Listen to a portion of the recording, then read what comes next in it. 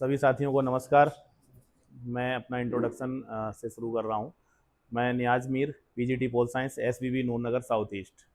जैसा कि अभी हमारे वरिष्ठ साथी श्री धर्मेंद्र सर ने बताया है कि हमारी एक टीम चल रही है, एक संस्था एक काम कर रही है और इसने स्टार्टिंग यूपी से की है।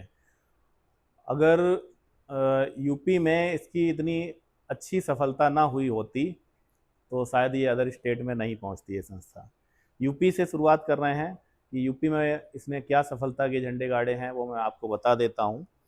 हमारे साथ में हमारी टीम के एक और बहुत ही सक्रिय साथी श्री आदर्श कुमार पांडे जी मौजूद हैं, जो टीएससीटी में बहुत ही सक्रिय रहते हैं और हमारे पूरे दिल्ली प्रदेश की टीएससीटी टीम के कोषाध्यक्ष भी हैं।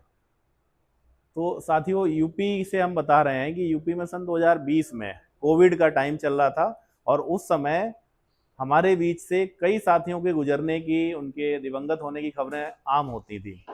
अक्सर हमारे ग्रुप में कोई ना कोई मैसेज आता था कि आज फलां स्कूल से फलां साथी एक्सपायर हो गए, और हम लोग क्या करते हैं, अपनी श्रद्धानुसार किस तरह से संवेदनाएं व्यक्त करते हैं, rest in peace, Om Shanti, ईश्वर इनकी आत्मा को शांति दे, या इन्ना लिल्लाहि व इन्ना इलैहि राजिऊन। जो भी जिस तरह से अपनी जो संवेदनाएं व्यक्त कर सकता है कर देता है। उसके बाद हम लोग भूल जाते हैं, घंटे 2 घंटे बाद। अगर हम बहुत ज़्यादा क्लोज हुए उस व्यक्ति के तो उसके घर तक चले जाएंगे, शमशान या कब्रिस्तान तक चले जाएंगे। क्या आपने सोचा है उसके बाद उस परिवार पे जो आर्थिक संकट आता है उसमें हमारा कोई उनके उनके कल्याण के लिए, उनकी मदद के लिए कभी कोई आगे आता है? नहीं आ पाते हैं, क्योंकि सब हम लोग अपने अपने कामों में बिजी हो जाते हैं। इस तरह ये रोजाना आए दिन खबरें होती थी, हर 2-4 घंटे में वही, मतलब 2-4 घंटे के लिए Om Shanti rest in peace चलता था। उसके बाद अपना हम लोग बिजी हो गए। कोई बिजी हो गया भाई सैलरी कब आ रही है, कोई बिजी हो गया भाई इस बार ये क्या मेडिकल का बजट नहीं आया, कोई कुछ, कोई मोटिवेशनल पोस्ट भेजना शुरू कर देता है, तो कोई जोक, हंसी मजाक। हमने यहाँ तक भी देखा है कि इधर ओम शांति हम लोग कंडोलेंस किसी का करते हैं और कंडोलेंस के बाद घर जाने के बजाय लोग फिर भाई अपने स्कूल में दूसरे कामों में, खेल कूद में शामिल हो जाते हैं। हम भूल जाते हैं थोड़ी देर में। तो इसीलिए एक ये संस्था बनाई गई जिसके फाउंडर, जिसके संस्थापक आदरणीय विवेकानंद आर्य जी हैं। साथ में उनके और 2-4 मित्र रहे, संजीव रजक जी और सुदेश पांडे जी। ऐसे 2-3 साथी ने बैठ के एक बात की कि भाई क्यों ना एक ऐसी संस्था बनाई जाए कि हम जब कभी किसी के साथ, कोई हमारी उस संस्था के कोई भी सदस्य हों और कभी कोई भी ऐसी अनहोनी होती है, मिसहैपनिंग होती है, तो क्यों ना हम उनके यहाँ मदद पहुँचाएँ। तो आइडिया अच्छा था, बैठे बात हुई, थोड़ा थोड़ा से धीरे धीरे मामला आगे बढ़ा और कई सदस्य जुड़ने लगे कि ये तो अच्छी चीज़ है। जुड़ने लगे, 100, 200, 500 लोग हुए। इतने में एक केस आता है इलाहाबाद में, जो आजकल प्रयागराज है। एक केस आता है, शकील अहमद सर का, उनकी डेथ होती है और वही अपनी श्रद्धानुसार सब लोग अपनी अपनी संवेदनाएं व्यक्त की और उसके बाद लग गए अपने उस मुहिम में, उसी उद्देश्य को पूरा करने के लिए कि सब लोग आपसी थोड़ा थोड़ा कलेक्शन करेंगे और उनके परिवार को आर्थिक मदद पहुंचाएंगे। तो साथियों, पहला ही कलेक्शन जो वहाँ हुआ है वो 7 लाख रुपए का हुआ है। 7 लाख रुपए हो सकता है हम लोगों के लिए ज़्यादा ना हो, लेकिन यूपी के ग्रामीण क्षेत्र में, दूर दराज क्षेत्र में ये 7 लाख रुपए बहुत थे। और खासकर तब और ज़्यादा हो जाते हैं ये जब कमाने वाला चला जाए, जिसकी अगले दिन से ही सैलरी जीरो हो जाए, तब ये 7 लाख रुपए बड़ी मदद होती है। तो पहली बार ऐसा था कि जब लोगों को, मदद करने वालों को भी अच्छा लगा कि आज हमने कोई पुण्य का काम किया है। और मदद जिनको की गई है, देखिए जिस घर से कोई जाता है वो वापस तो नहीं आ सकता है, ये सर्वविदित है, एक यूनिवर्सल ट्रुथ है कि जो इस दुनिया से जाता है वो वापस नहीं आता है। लेकिन उस परिवार को जब आर्थिक मदद पहुंचाएगी तो उन्हें भी थोड़ा सा लगा, अच्छा लगा कि हाँ, हमारा अभी इस दुनिया में कोई ना कोई मदद करने वाले लोग हैं, ऐसे अच्छे लोग हैं। तो अच्छा था, ये मुहिम आगे बढ़ी धीरे धीरे। जिसने भी सुना कि ये 7 लाख रुपए स्वर्गीय शकील अहमद जी के घर पहुंचाए गए, अच्छा लगा और लोग भी जुड़ते गए। और धीरे धीरे इलाहाबाद से निकलते निकलते यूपी के 75 जनपदों में ये मुहिम सब में फैल गई। और यूपी में कहाँ 2-3 लोगों से स्टार्टिंग एक मुहिम, और आज यूपी में आपको पता है कितने मेंबर हैं इसके? 4,24,000। वेबसाइट पे आप चेक कर सकते हैं, 4,24,000 मेंबर आज यूपी में बन चुके हैं।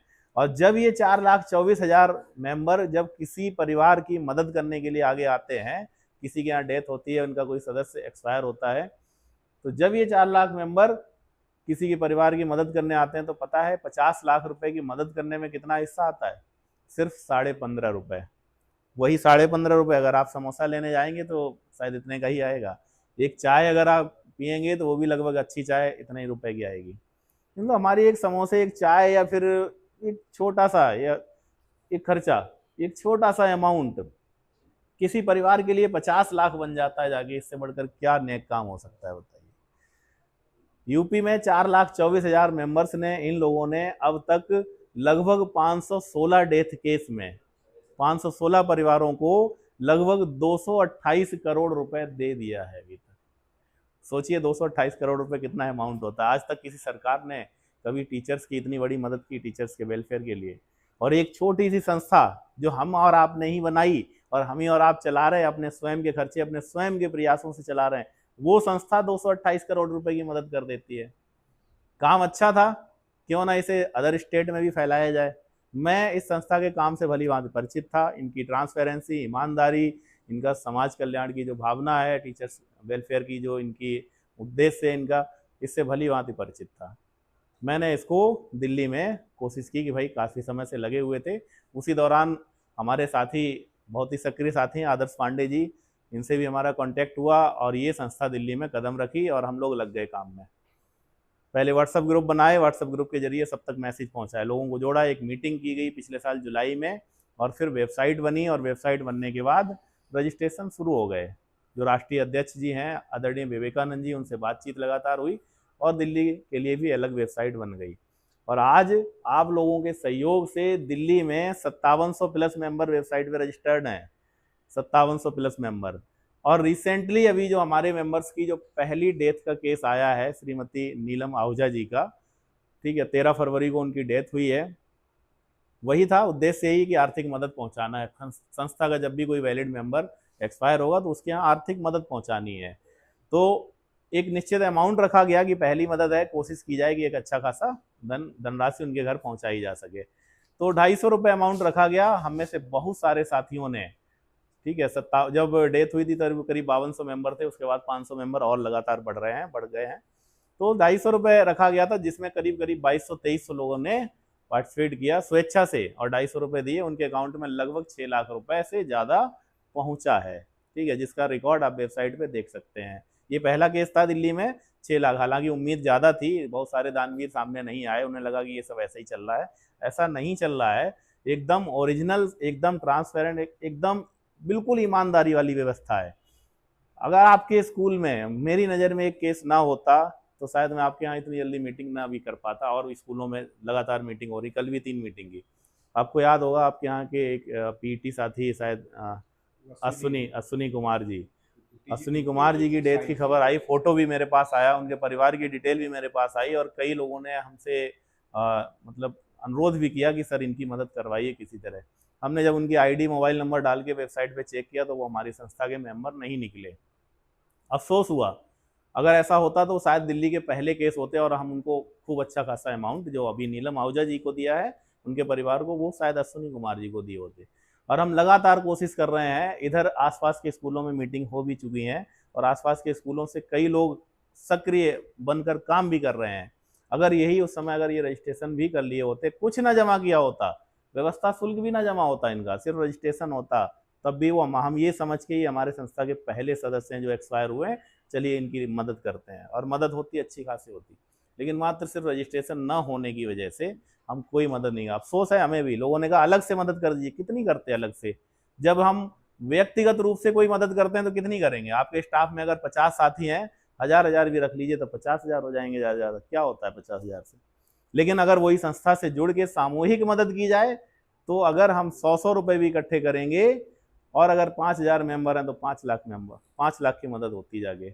और यूपी में तो इसका रिकॉर्ड ये है कि सिर्फ 15.5 रुपए इकट्ठे करके सीधा 50 लाख की मदद हो जाती है। तो साथियों, आपके यहाँ से जब अश्विनी कुमार जी एक्सपायर हुए तो बड़ा दुख हुआ और वो संस्था के सदस्य नहीं थे, इस बात का हमें और ज़्यादा दुख हुआ। खैर, उसके बाद धीरे धीरे इस मुहिम को हम दिल्ली में और अदर स्कूलों तक पहुंचा रहे हैं। कल भी मैंने 3 स्कूलों में मीटिंग की है, नेहरू नगर, सईद हेमू कलानी, और वहाँ पे एक ट्रेनिंग चल रही थी, उस ट्रेनिंग में भी मैं अपनी बात रखा। लगातार सदस्य बढ़ रहे हैं। आप लोगों से भी गुजारिश है कि आप संस्था के सदस्य बने। संस्था की सिर्फ 4 शर्तें हैं। संस्था की सिर्फ 4 शर्तें हैं। नंबर 1, आपका रजिस्ट्रेशन होना जरूरी है। नंबर 2, आपका साल भर का एक व्यवस्था शुल्क होता है जो एनुअल रहता है 100 रुपए, संस्था को चलाने के लिए। संस्था के तमाम खर्चे हैं। कोई भी संस्था जो है बिना पैसे के सरवाइव नहीं कर पाती, आप भी जानते हैं। कब तक कोई वहन करेगा खर्चा?